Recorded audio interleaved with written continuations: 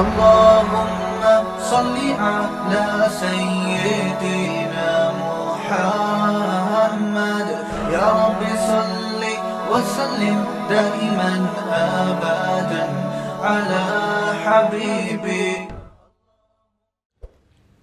کہ اللہ تعالیٰ نے جو بہت سی قوموں کو پلٹا ہے، تباہ کیا ہے، فعصوا رسول ربہم، ان کا جرم یہ تھا کہ اپنے رب کے بھیجے ہوئے پیغمبر کی نافرمانی کی. بہت تیز نہیں ہو گئی آواز؟ تھوڑی سی ہلکی کر دیں. انہوں نے اپنے پیغمبر کی جو اللہ کے نمائندے تھے ان کی نافرمانی کی. فَأَخَذَهُمْ أَخْذَةً رَّابِيَةً، اللہ نے ان کو پکڑا بہت بڑی پکڑ میں. قرآن میں دوسری جگہ آتا ہے ان اخذ ربک، کیا آیت ہے؟ وَكَذَلِكَ أَخْذُ رَبِّكَ إِذَا أَخَذَ الْقُرَىٰ، اسی طرح تیرے رب کی پکڑ ہے جب وہ بستیوں کو پکڑتا ہے.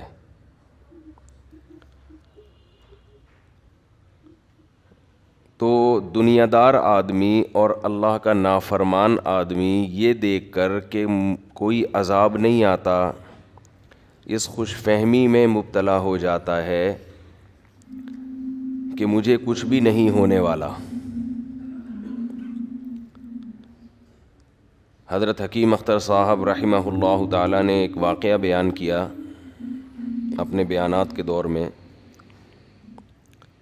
کہ ایک صاحب تھے جو اللہ نے دولت بہت دی، تعلیم بھی تھی، پیسہ بھی تھا، تو وہ صبح شام مولویوں کو برا بھلا کہتے رہتے تھے. نماز روزہ ان چیزوں سے کوئی دلچسپی نہیں. جب انسان کا پیٹ بھرا ہوا ہوتا ہے، تعلیم بھی ہے، وسائل بھی ہیں، تو دنیا میں سب سے فضول کام اس کو نماز روزہ لگتا ہے. وہ سمجھتا ہے کہ یہ پتہ نہیں کیا چیزیں ہیں. ان کو بولو داڑھی تو بہت آگے کی چیز ہے. پھر تو حضرت نے فرمایا کہ اس کو کوئی ایسی بیماری ہو گئی، پیٹ کا کینسر ہو گیا،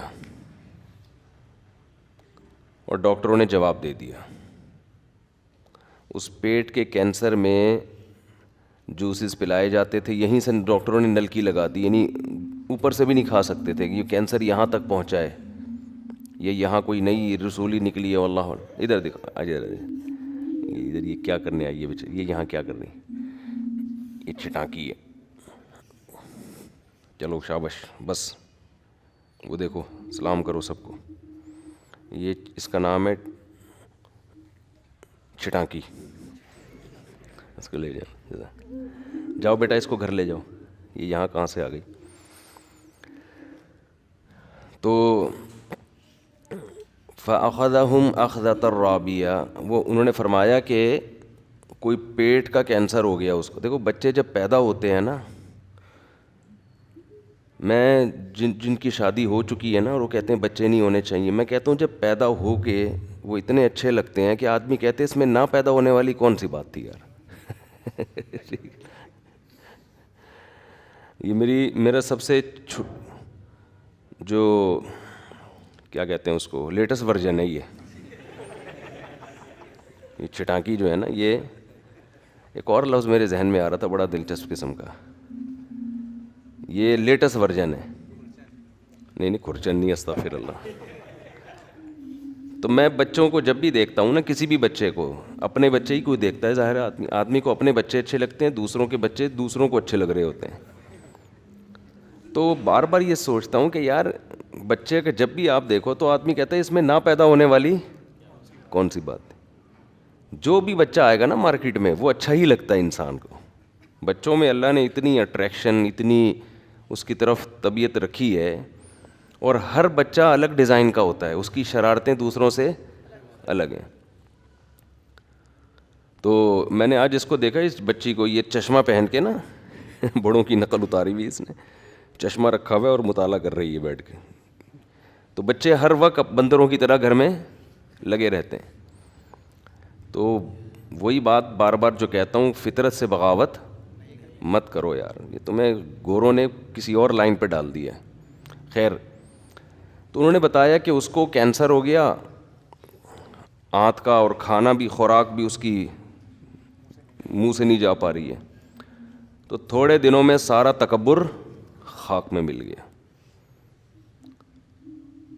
ڈاکٹروں نے بتا دیا اتنے دن میں آپ کی ڈیتھ ہو جائے گی. جو ڈاکٹروں نے ڈیٹ دی ہوئی تھی اتنے دن میں انتقال بھی ہو گیا. لیکن انتقال سے پہلے ان کو احساس ہو گیا کہ یار میں جو یہ دیندار لوگوں کا, داڑھی والوں کا, نمازیوں کا, حاجیوں کا مذاق اڑاتا رہا نا, یہ میں کسی غلط فہمی میں مبتلا ہو گیا تھا. پیسہ دیکھ کے, صحت دیکھ کے انسان کی سیٹنگ آؤٹ ہو جاتی ہے, اپنی اوقات بھول جاتا ہے. تو حضرت نے فرمایا کہ اس نے انتقال سے چند دن قبل سب علماء کو بلایا, جن جن کے خلاف بولتا تھا, بزرگوں کے خلاف, کوئی دعوت کی ہوگی, کیا کیا ہوگا, سب سے معافی مانگی, داڑھی بھی چھوڑ دی, نماز بھی شروع کر دی اسی, اور موت واقع ہو گئی. اچھی موت ہے. لیکن بعض لوگوں کے دل اتنے سخت ہو جاتے ہیں کہ آزمائش آنے کے بعد بھی ان کو ہدایت نہیں ملتی. تکبر سے دماغ خراب ہو چکا ہوتا ہے ان کا. اس لیے علماء کہتے ہیں کہ ایمان اتنی بڑی نعمت ہے. کسی میں ایمان ہونا تو بالآخر کبھی نہ کبھی وہ آ ہی جاتا ہے. اللہ کی طرف سے آزمائشیں ہر انسان کو ملتی ہیں. سنوریہم آیاتنا فی الآفاق وفی انفسہم. قرآن کہتا ہے ہم ان کو اپنی نشانیاں آفاق میں یعنی اس کائنات میں بھی دکھائیں گے, اور خود ان کی ذات میں بھی, جس سے ان کو پتہ چلتا رہے گا کہ حق کیا ہے اور باطل کیا ہے. یہ ہم دکھاتے رہیں گے. لیکن یہ نظر ہر ایک کو نہیں آئیں گی. نظر ان کو آئیں گی جن کی بصیرت کی آنکھیں کھلی ہوئی ہیں. ہر ایک کو نظر نہیں آتی, کیونکہ قرآن کہتا ہے نا فَإِنَّهَا لَا تَعْمَى الْأَبْصَارُ وَلَكِنْ تَعْمَى الْقُلُوبُ الَّتِي فِي الصُّدُورِ. آنکھیں اندھی نہیں ہوتیں, وہ دل اندھے ہو جاتے ہیں جو سینوں میں چھپے ہوئے ہیں. آنکھیں تھوڑی اندھی ہوتی ہیں, تو اس دل کے اندھے ہونے کی وجہ سے نظر نہیں آتا. پھر تو فرعون جس کا اللہ نے یہاں واقعہ بیان کیا کہ فرعون نے پیغمبر کی نافرمانی کی, اور بہت ساری بستیوں نے جن کو اللہ نے الٹ دیا, تو ان کے اندر جو مسئلہ تھا نا, ان کے اندر وہ مسئلہ کیا تھا, یہ اپنی ظاہری ترقی, ظاہری حکومت, ظاہری صحت کو دیکھ کر غلط فہمی کے اندر مبتلا ہو گئے تھے. وجہ یہ تھی. دیکھو ہم بار بار کہتے ہیں نا, جب بھی کوئی بیمار ہوتا ہے تو ڈاکٹر کہتے ہیں, ٹریس کرنے کی کوشش کرتے ہیں یہ بیماری ہوئی کیوں ہے. یہ مائک کیا عجیب سی وہ کر رہا ہے یار, گونج رہا ہے بہت زیادہ, اس کو سیٹ کرو یار. ولید کو بلائیں. ولید, ہم دوسروں کی مسجدوں میں جا کے نا لوگوں کو ترغیب دے رہے ہوتے ہیں کہ ہم بہت پیچھے ہیں, لیکن ہمارا اپنا بھی یہی حال ہے, دوسروں کی کیا ترغیب دیں گے. ولید کو بلائیں ذرا, فون کریں. تو فَعَصَوْا رَسُولَ رَبِّهِمْ فَأَخَذَهُمْ أَخْذَةً رَّابِيَةً. ان لوگوں میں مسئلہ یہ ہوا تھا کہ یہ اپنی صحت, اپنی ظاہری ترقی, دولت, ان چیزوں کو دیکھ کر خوش فہمی میں مبتلا ہو گئے تھے کہ یار سب فضول باتیں ہیں اور ہمیں ضرورت ہی نہیں ہے کسی کی. انسان کو تباہ ہونے میں 2 منٹ لگتے ہیں. ایک تو انسان میں سب سے بڑا فالٹ یہ ہے کہ وہ جب دیکھتا ہے نا کینسر کے مریضوں کو, شوگر کے مریضوں کو, ڈائلیسس پہ آئے ہوئے مریضوں کو, معذوروں کو, وہ کمبخت پھر بھی یہ نہیں سمجھتا کہ میں بھی ایسا ہو سکتا ہوں. وہ سمجھتا ہے کہ یہ تو ان کے ساتھ ہے, میرے ساتھ نہیں ہوگا. اللہ نے قرآن میں جگہ جگہ اس دنیا کو دھوکے باز کہا ہے. کوئی تو وجہ ہوگی نا جو اس کو کیا کہا جا رہا ہے, دھوکے باز. متاع الغرور, دھوکے کا سامان. یہ جتنا کچھ ہمیں ملا ہوا ہے یہاں پہ, ہر نعمت, صحت کی نعمت, عزت کی نعمت, شہرت کی نعمت اور دولت کی نعمت, قرآن ان تمام چیزوں کو کیا کہتا ہے, دھوکا. دھوکے کا کیا مطلب ہے کہ یہ جس طرح تمہیں نظر آ رہا ہے نا, حقیقت میں ایسا ہے نہیں. نظر یہ آ رہا ہے کہ یہ سب اسی طرح چلتا رہے گا. اللہ کہتے ہیں حقیقت میں ایسا نہیں ہے. اس خوش فہمی میں نہ رہنا. یہ نہیں چلے گا ایسا, یہ ختم ہونے والا ہے. اسی وجہ سے ہم نے اپنے بڑوں کو, جن کے ساتھ ہمارا ٹوٹا پھوٹا ٹائم گزرا نا, وہ جب بھی کسی بڑی چیز کو دیکھتے ہیں نا جس سے ان کے دل میں یہ خیال پیدا ہو کہ اب ہمارا دل دنیا کی طرف مائل ہوگا, جب بھی انسان دنیا میں کسی خوشنما چیز کو دیکھتا ہے تو فوراً طبیعت اس کی طرف مائل ہوتی ہے, اور مذہب فضول لگنے لگتا ہے کہ یار یہ کیا نماز روزہ اور یہ سب چیزیں, بس یہ ہے اصل. تو جب بھی ہم نے اپنے بڑوں کو دیکھا کہ وہ کسی دنیا کی ایسی اٹریکشن جس میں ہو اس کی طرف گئے نا, ان کا دل دیکھا انہوں نے, تو فوراً زبان سے کہتے ہیں فنا. یہ کیا ہے؟ ختم ہونے والی چیز ہے. سب سے زیادہ جو انسان جس چیز کی طرف مائل ہوتا ہے وہ تعمیر ہے, پراپرٹی ہے.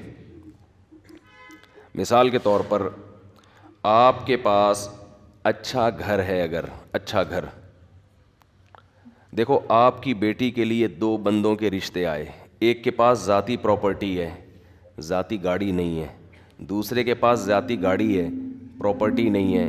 ترجیح کس کو دو گے؟ پراپرٹی والے کو. یار پراپرٹی ہے بھائی, لینڈ لارڈ ہے, لینڈ لارڈ ہے, دوبارہ بول دوں بائک میں نہیں تھا. اچھا لینڈ لارڈ ہے بھائی. کیا ہو گیا؟ تو بالکل ہی غائب ہو گیا. تو کہتے ہیں لینڈ لارڈ, تبھی لوگ کہتے ہیں گاڑی بیچو, سوکھی روٹی پہ آ جاؤ. گھر کس کا ہونا چاہیے؟ اپنا ہونا چاہیے, گھر اپنا ہونا چاہیے.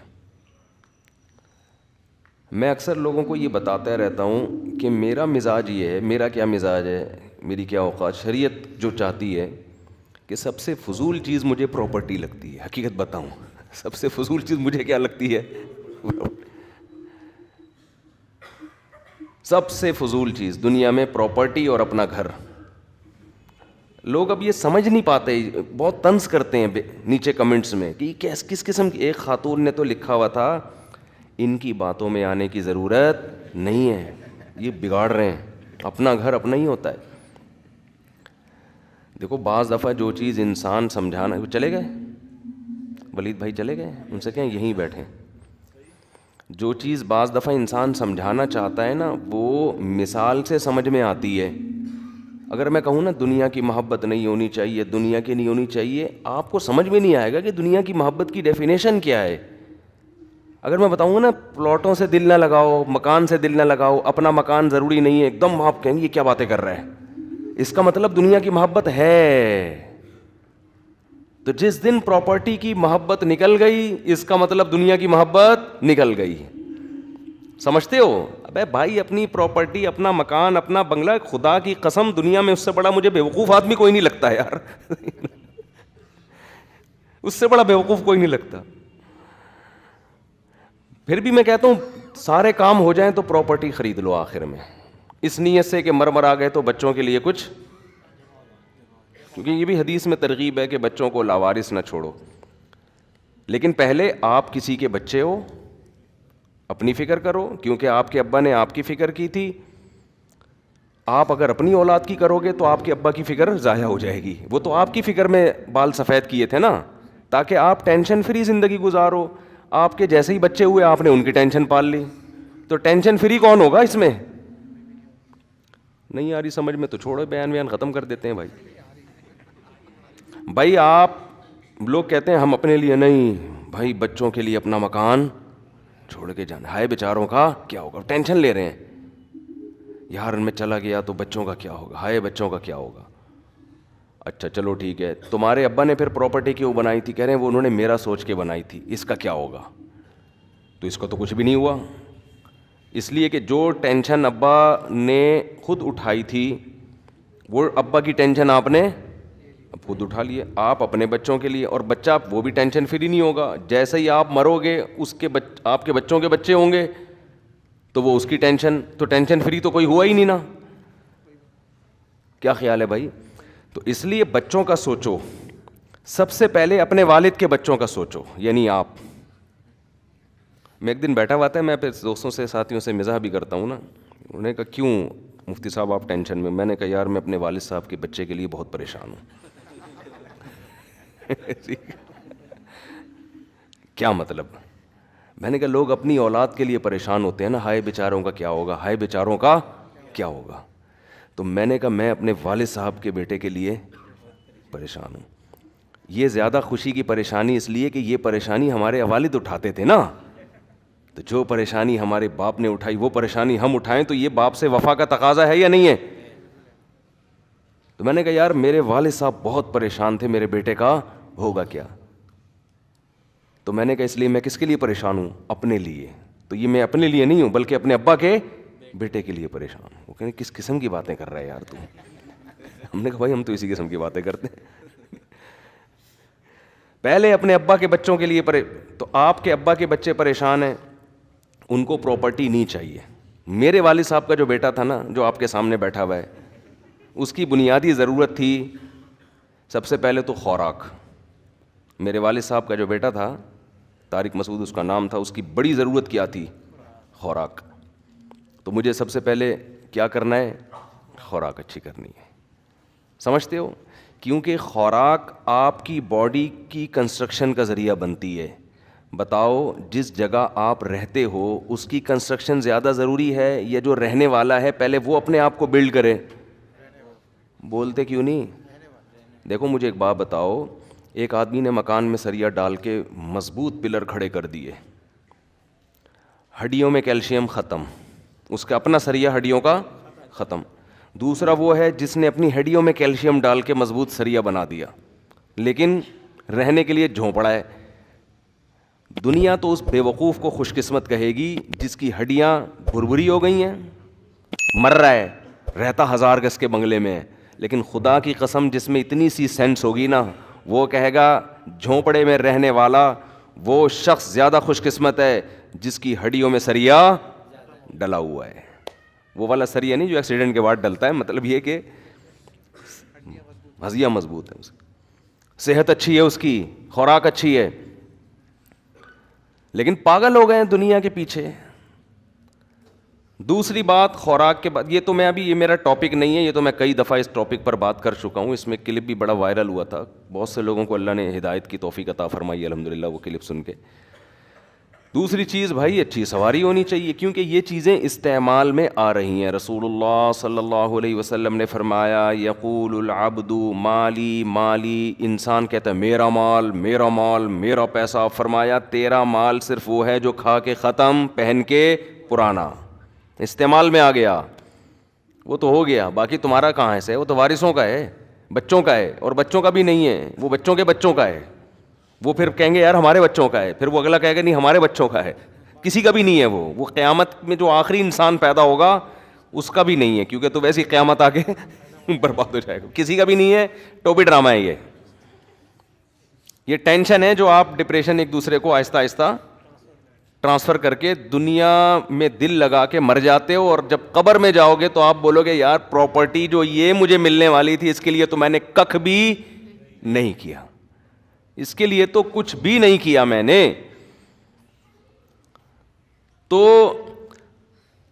کھا کے پرانا کر دیا, کھا کے ختم کر دیا, پہن کے پرانا, یعنی لباس, یعنی جو چیزیں استعمال میں آ رہی ہیں. تو آپ کا مال آپ کی گاڑی ہے, وہ استعمال میں آ رہی ہے, آپ کو W11 سے بچایا اس نے. کتنی ٹینشن ہے نا انسان کے لیے سفر کرنا. اپنی گاڑی ہوتی ہے تو وہ سفر جو کئی گھنٹوں میں ہوتا وہ آسانی سے. پھر اپنی گاڑی میں اگر اللہ نے آپ کو وسعت دی ہے تو مہنگی گاڑی رکھو. سستی گاڑی میں اور مہنگی گاڑی میں بہت فرق ہوتا ہے. کمال کی بات یہ کہ جن علماء کے پاس پراپرٹی ہو لوگ ان پہ انگلیاں نہیں اٹھاتے, اچھی گاڑیوں میں گھومنے والے پر انگلیاں اٹھاتے ہیں. ہر چیز کیا چل رہی ہے؟ الٹی چل رہی ہے. ایسے لوگوں کو میں جانتا ہوں پراپرٹی ہو دبا کے کروڑوں روپے کی جائیدادیں بنا لی انہوں نے, لیکن گاڑی بہت سیدھی, بائک پہ گھوم رہے ہیں. بہت حضرت بہت نیک بزرگ ہیں, حضرت اتنے سادہ ہیں کہ بس کیا بتائیں. حضرت کو میں نے رکشے میں جب بھی دیکھا ہے, چنچی میں دیکھا ہے. یہ گھر کس کا؟ یہ حضرت کا ذاتی گھر ہے. ذاتی گھر, ذاتی گھر تو بھائی ضروری ہے. اور جس عالم کو دیکھیں گے پراپرٹی میں وہ گاڑی میں گھوم رہا ہے اور بڑے لگژری لائف اسٹائل رکھا ہوا ہے, گھر اپنا نہیں ہے, اس کہیں گے یہ عیاش. میں کہتا ہوں دنیا سے دل لگانے والا میری نظر میں وہ زیادہ دل لگا رہا ہے جس نے ذاتی گھر پہ پیسہ خرچ کیا, جس نے گاڑی پہ پیسہ خرچ کیا. وہ تو استعمال آ رہی ہے بھائی.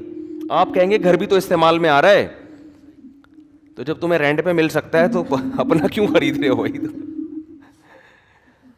ہاں دیکھو ہر ایک کا معیار مختلف ہے. میں ایک چیز آپ سے ایک بتاتا ہوں کہ اتنا پیسہ, یہ سمجھو کہ گھر میں جتنا پیسہ خرچ ہو رہا ہے نا آپ کا اپنا کہلوانے میں, اس کو کہ اس پہ آپ کے اپنے کا لیبل لگ جائے گا, تو اپنا ہونا کوئی اتنی اہم چیز نہیں ہے جس پہ آپ کروڑوں روپے نام پہ لگا دو کہ یہ میرے نام ہو جائے. بھائی نام وسیم بھائی کے رہے, ہم کرایہ دے کے رہتے رہے اس میں, تو اپنے نام کر لے بس, ٹھیک ہے نا, کیا خیال ہے, اس پہ خوش ہو جا, تو یہ کس کا ہے بھائی. وسیم بھائی کوئی بیٹھے ہوئے ہوں تو وسیم بھائی سے گھر لو کرائے پر, ٹھیک ہے نا, وہ ہر مہینے رینٹ دے کے تھوڑا رینٹ جائے گا, اس میں اتنی انویسٹمنٹ نہیں ہوگی, رہو. خطرہ یہ ہوگا کہ یہ آپ کا نہیں ہے بھائی, تو میں کیوں 1.5 2 3 کروڑ روپے لگاؤں کسی چیز پہ یہ کروانے کے لیے کہ یہ کس کا ہے, میرا ہے. بھائی مجھے پتا ہے میری زندگی 10 سال 15 سال 20 سال 30 سال وہ بھی یقینی نہیں ہے, کل مر گئے, پرسوں مر گئے, ترسوں مر گئے, بچ گئے تو کتنا, تو ایک غریبی پہ میں اتنا رسک کیوں لوں بھائی. نہیں آ رہی میرا خیال ہے بات. اگر کوئی 40 سال کا ہے تو 60 70 30 سال نا وہ یقینی نہیں ہے, ایک دن بھی یقینی نہیں ہے, تو یار 30 سال میں اتنا رسک لے لوں کہ میں کروڑوں روپے پھونک دوں یار. تو مجھے یہ نہیں سمجھ میں آ رہا, ہو سکتا ہے آپ کے آ رہا ہو, تو بھائی ہر آدمی اپنی سوچ کا مالک ہے. کیوں لگا دو بھائی, کل کا پتہ نہیں ہے, میں اتنے کروڑ روپے پھونک دوں, وہ کروڑ میں کھاؤں نا, وہ کروڑوں میں جب لگاؤں گا جب آج بھی کھانے کے لیے کروڑوں ہوں گے. سمجھتے نہیں ہو بات کو. اس سے یہ اشکال حل ہو گیا کہ ہم ذاتی گھر بنانے کے مخالف نہیں ہیں. ہم کہتے ہیں دیکھو زیادہ پیسے, زیادہ کی ڈیفینیشن ہر ایک کے حق میں دوسرے سے مختلف ہے. ایک آدمی اربوں روپے کا مالک ہے, اس کے لیے کروڑوں زیادہ نہیں ہے, تو چلو یار تو سلیم بھائی سے گھر خرید کے اپنے نام کر لے. لیکن ایک آدمی لاکھوں روپے کماتا ہے, اس کے لیے کروڑوں بہت زیادہ ہیں, تو کیوں ٹینشن لے رہا ہے. تو ذاتی گھر بنائیں بشرطے کہ آپ کے پاس پہلے اچھی گاڑی آ جائے, اچھی خوراک ہو, بچوں کی تعلیم ایجوکیشن. یہ زیادہ ایک پڑھا لکھا غریب آدمی ایک دولت مند جاہل سے 1000 گنا بہتر ہے.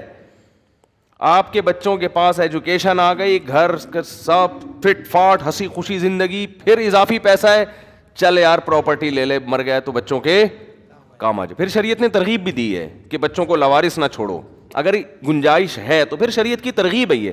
اس اسٹیپ پہ آ کے آپ بحریہ ٹاؤن میں پلاٹ خریدیں.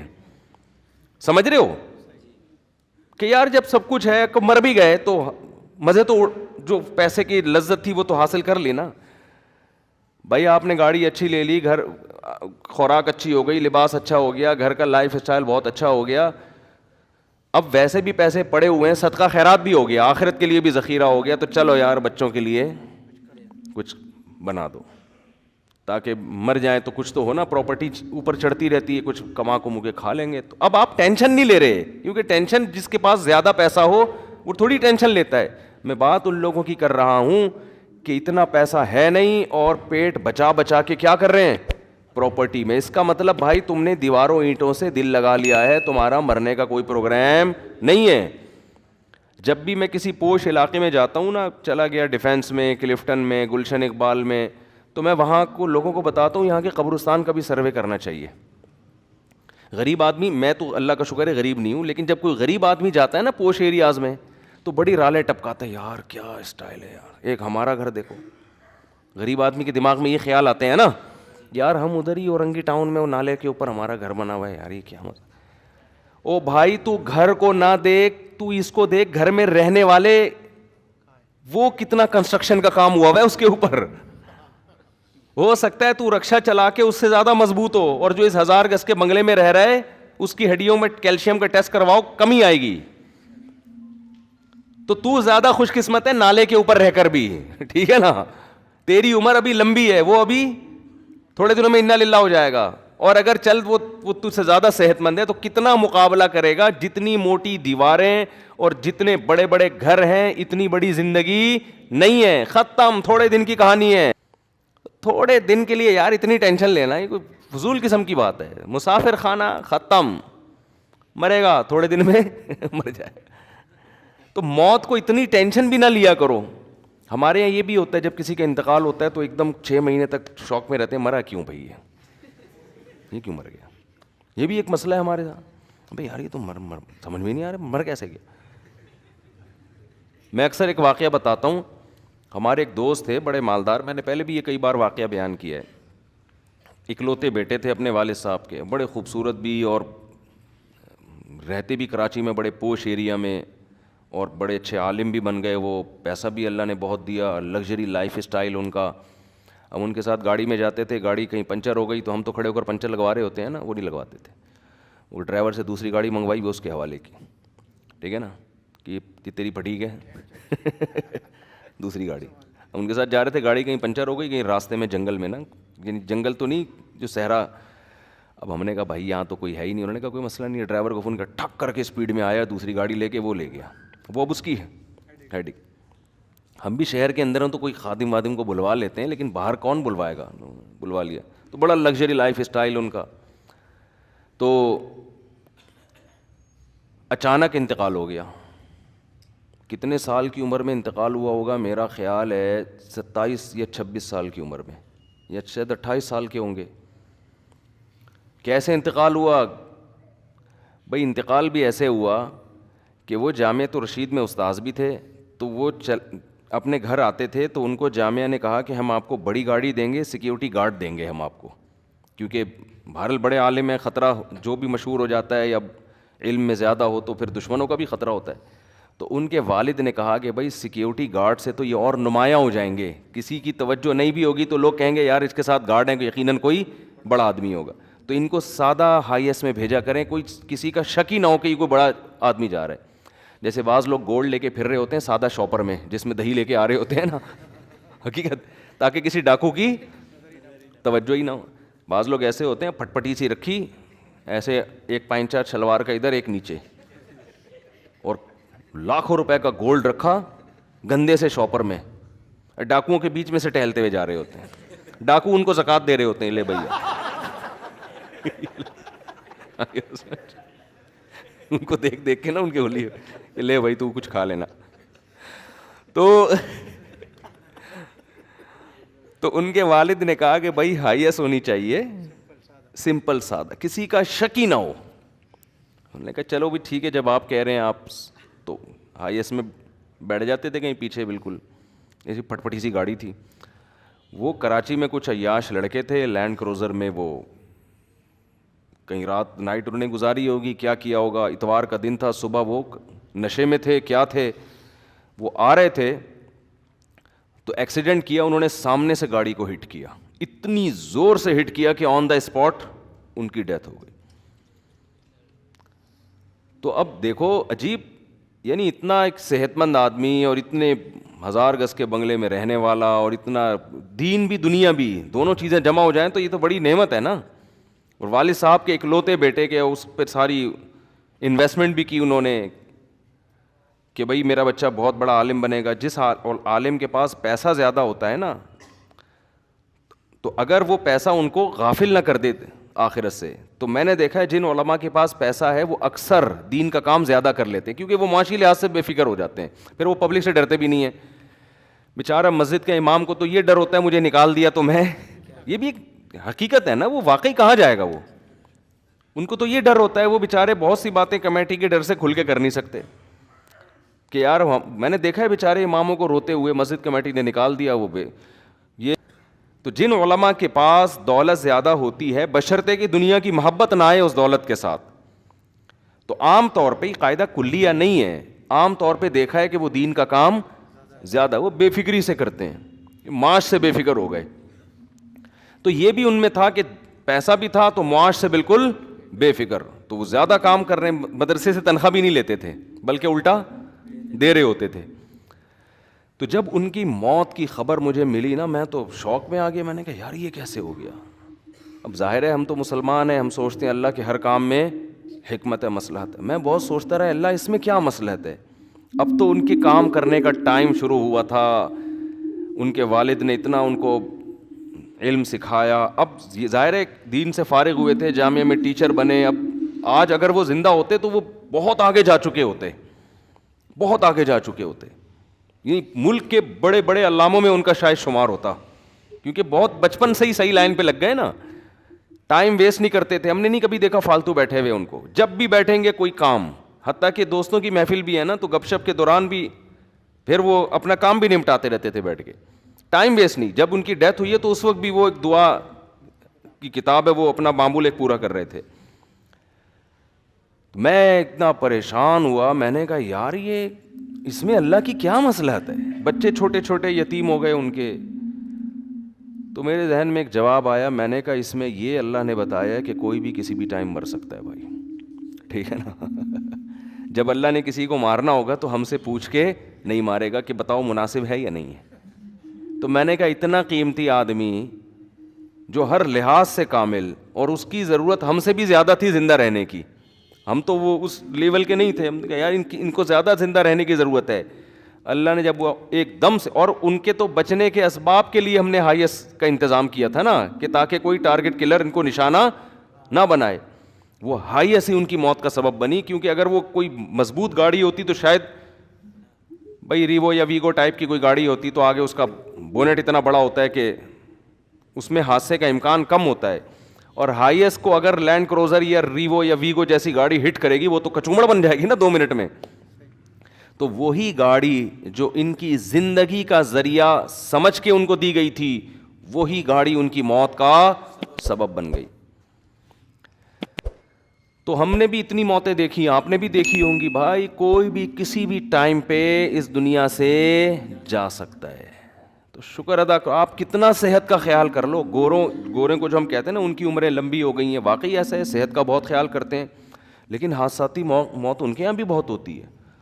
میرے تو ڈاکٹروں سے بھی رابطے ہیں نا, یورپ میں کچھ جاننے والے ڈاکٹر ہیں, وہ بتاتے ہیں کہ ہم خود پریشان ہوتے ہیں بھائی اس کو ہوا کیا ہے. یعنی ایک آدمی کینسر سے بچنے کے تمام اسباب اختیار کرتا ہے, انتہائی خطرناک قسم کے کینسر میں موت ہوتی ہے اس کی. میں نے کینسر اسپیشلسٹ سے پوچھا, میں نے کہا بھائی جب کینسر سے بچنے کے تمام اسباب ایک آدمی اختیار کر رہا ہے, نہ وہ سگریٹ پی رہا ہے, نہ وہ کچھ اور کر رہا ہے, کوئی ایسا کام جو کینسر کا ذریعہ ہے, پھر کیسے ہو گیا؟ انہوں نے کہا کچھ پتہ نہیں ہوتا, ہوا سے کوئی جرثومہ اٹھ کے اندر چلا جائے. کب تک کیسے بچے گا آدمی؟ کورونا میں دیکھ لیں کتنے لوگوں نے اپنے آپ کو آئسولیٹ کیا, اتنا بچایا نا کہ, لیکن کورونا پتہ نہیں کہاں سے اڑ کے ان کی ناک میں پہنچا اور مار دیا ان کو, مر بھی گئے وہ. احتیاط تو کرنی ہے, بے احتیاطی تو شریعت میں جائز نہیں ہے, لیکن ہوگا وہی جو کون چاہے گا؟ اللہ چاہے گا. ہمارے جسم پہ ہماری حکومت نہیں ہے. تو انہوں نے بیان میں فرمایا کہ کینسر ہوا اتنا خطرناک, ہڈیوں کا ڈھانچہ بن گیا وہ آدمی, اس کو یقین ہو گیا کہ میں دنیا سے جانے والا ہوں, کوئی کچھ نہیں کر سکتا. سب کو بلا کے معافی مانگی, توبہ کی, اور اللہ نے اچھی موت دی. تبھی تو علماء یہ کہتے ہیں, اور یہ حدیث سے استدلال کیا ہے, کہ وہ نعمت جو آپ کو اللہ سے دور کر دے وہ نعمت نہیں بلکہ عذاب ہے, اور وہ مصیبت جو آپ کو اللہ کے قریب کر دے وہ مصیبت نہیں بلکہ نعمت ہے. اب دیکھو مرنا تو سب نہیں ہے, وہ اگر اسی خوشحالی والی زندگی میں مر جاتے, مرتد ہو کے مرتے جو ان کے حالات چل رہے تھے, ٹینشن میں مرے تو توبہ کی اللہ نے توفیق دے دی. ہمارے ایک دوست نے واقعہ بتایا, یہ بڑا اوتھینٹک واقعہ ہے, کہ ایک کرسچن تھا, عیسائی تھا, اس کی جب موت کا وقت آیا نا, ادھر ہی کراچی کا بڑا تاجر تھا وہ, اس کی موت کا وقت آیا, ایمان نہیں ہے نا, تو اب دیکھو پریشانی میں بھی اس کو صحیح گائیڈنس نہیں مل رہی ہے کہ مجھے کیا کرنا ہے. موت کا وقت آیا, جب ڈاکٹروں نے موت کا وقت کا مطلب ڈاکٹروں نے بتا دیا کہ آپ اب زیادہ عرصہ زندہ نہیں رہو گے. تو اس نے کیا کیا, اپنی زندگی میں اپنے دوست جو تاجر تھے نا ان کو جمع کیا, اور ان کو یہ کہا کہ میرے لیے نا بہت بڑا لگژری قسم کا بنگلہ خریدو ڈیفینس میں, سمجھ رہے, میں چاہتا ہوں کہ میری موت اس بنگلے میں ہو, میرا جنازہ وہاں سے اٹھے. کیوں بھائی, اب خیریت, دنیا کی محبت کی آپ کو مثال دے رہا ہوں کہ کہاں تک انسان کو لے کے جاتی ہے. ہم تو کہہ رہے ہیں زندہ بھی ہو تو بنگلوں میں دل نہ لگاؤ, کل مر سکتے ہیں, آج مر سکتے ہیں, اور نہیں بھی مرے تو 20-30 سال کا ٹھک ٹھک کر کے تو ٹائم گزرتا ہے بھائی, اتنا ٹائم تھوڑی ہے اس میں. تو وہ کہنے لگا کہ وہ جو عیسائی تھا کہنے لگا کہ میرے ساتھ کے ٹکے ٹکے کے تاجر انہوں نے بنگلے بنا لیے تو میں ان کو دکھانے کے لیے کہ میں تم سے کم نہیں ہوں، ایسا میری پوری جو جائیداد ہے نا اسے بیچ کے اتنا بڑا بنگلہ ہونا چاہیے، ایسا لگژری ہونا چاہیے کہ میرا جنازہ اٹھے تو یہ دو ٹکے ٹکے، اس کے الفاظ ہیں یہ، ٹکے ٹکے کے تاجر جو ہے نا، جو میرے سے بہت پیچھے اور بڑے بڑے بنگلوں میں فخر کر رہے ہیں، تو میں چاہتا ہوں میری جنازہ اٹھے ایسے بنگلے سے. چونکہ ایمان نہیں ہے، گائیڈنس نہیں ہے، اس کو پتہ نہیں ہے کہ صحیح کیا ہے اور غلط کیا. او بھائی تو جو اپنے تاجروں کو نیچا دکھا کے تجھے ملے گا کیا؟ مر گئے تو مرنے کے بعد تو کوئی آپ کی تعریف کرے یا کوئی آپ کی برائی کرے، آپ کی صحت پہ کیا اثر پڑے گا؟ تو شکر ادا کرو اللہ نے ہمیں اسلام دیا ہے. ٹینشن آتی ہے تو ہمیں پتہ تو چلتا ہے کس سے جا کے فریاد کرنی ہے، کس کو ہم نے منانا ہے. یہ مصیبت دینے والا کون ہے؟ مصیبت ہم سے دور کرنے والا کون ہے؟ جس نے مصیبت دی ہے اس نے بتایا کہ اس میں بھی تمہارا فائدہ ہے. یہ اللہ کی بہت بڑی نعمت ہے. دیکھو جتنی بدحالی کا شکار دنیا میں مسلمان ہے نا، اتنا بدحال دنیا میں کوئی نہیں ہے.